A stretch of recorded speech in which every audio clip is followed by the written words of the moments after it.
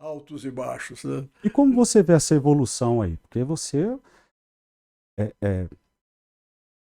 presenciou e participou da construção política toda de 89 para cá, né? São vários aspectos aí no fato. Né? Quando você fala, você presenciou da construção. Sim, presenciei tanto da construção física quanto Só para a galera da ter uma ideia, construção desculpa política. te cortar, Pois não. mas você participou da SEB, né? Da criação da SEB. Não da SEB, não.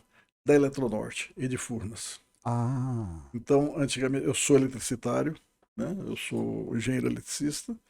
Né? Só para te falar o tempo de formato que eu tenho, dá para você tentar calcular a minha idade.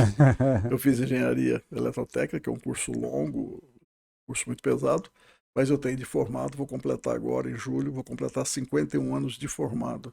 Quer dizer, por aí você imagina a minha idade. rapaz! Então, eu peguei Brasília na época que tinha apenas uma linha de transmissão, uma única linha de transmissão que alimentava Brasília, um único banco de transformador que alimentava Brasília. Então, à noite, se começava a chover, etc., você nem adiantava sair do seu alojamento e descer lá para a biblioteca da UNB, porque ia faltar energia.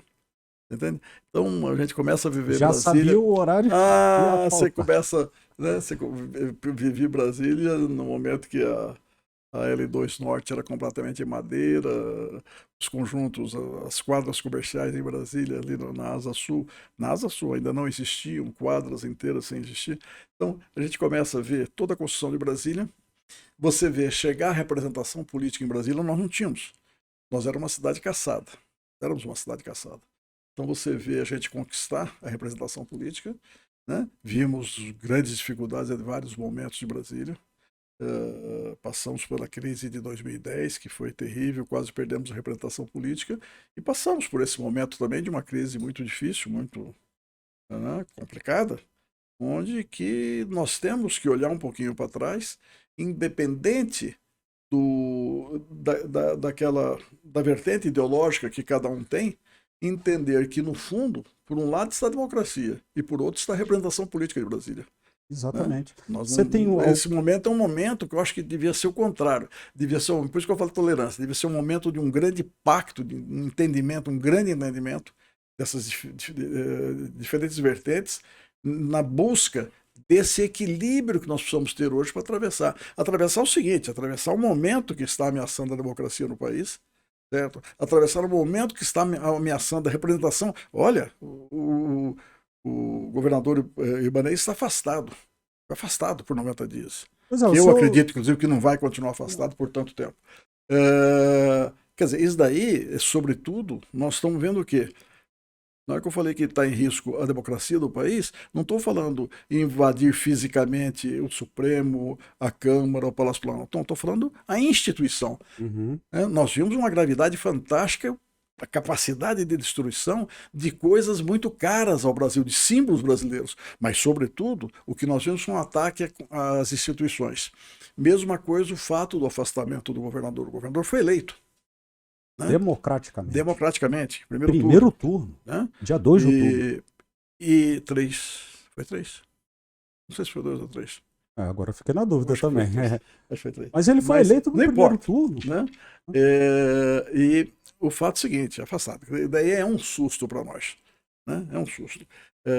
Então, Você claro tem que em nós temos que Brasília. estar atentos e temos que ter esse compromisso entre nós. Não é que eu falei no início, né, começamos a conversa, que eu falei que estava muito à vontade de falar isso, por quê? Porque teve um momento que eu liderei a oposição ao PT em Brasília. Eu fui líder, né, de oposição ao governo PT na Câmara Legislativa.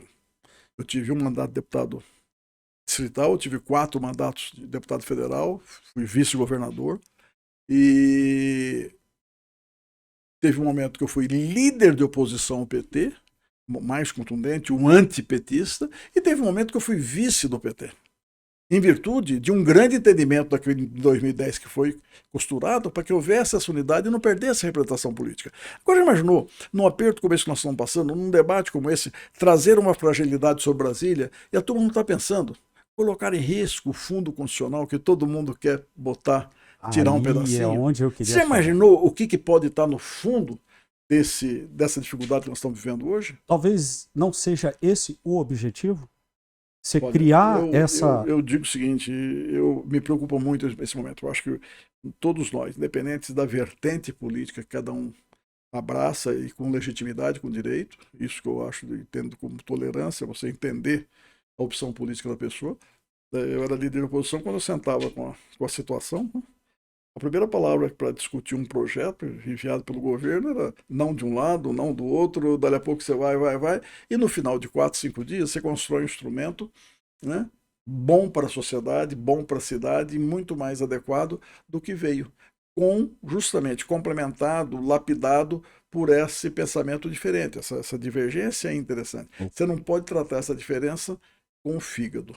Né? Tem uma frase que é interessante que bilis, né, não produz neurônio. Né? Então, sempre que você tem um envolvimento desse ponto de tratar o fato com o fígado como uma ofensa, como uma dificuldade desse porte, você não está produzindo neurônio, você não está contribuindo para a busca da solução. Exatamente. Eu tenho minhas diferenças políticas. Eu não preciso dizer aqui quais as dificuldades políticas que eu vivo hoje. E, no entanto, mas sempre existe. Eu acho que é fundamental no exercício da política. Não tem sentido você fazer política se a política é a arte da interlocução, da formulação política,